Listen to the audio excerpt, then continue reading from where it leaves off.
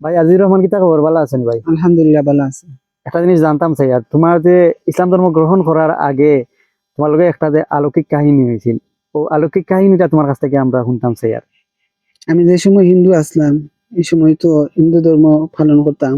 তো আমি স্রষ্টারে কইলাম যে হে সৃষ্টিকর্তা, পৃথিবীতে এত ধর্ম, কোনটা সঠিক, কোন ধর্মটা সঠিক আমারে ওটা দেখানোর লাগে।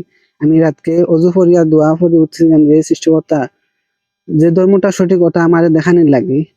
তো আমি রাতকে ঘুমের মাধ্যমে দেখলাম হঠাৎ করে দুই ব্যক্তি আইয়া আমারে নামাজের জন্য তাহকিল করা। সুবহানাল্লাহ। তখন একজনে অপরজনকে কইরা যে তুমি নামাজ পড়তাই না নি?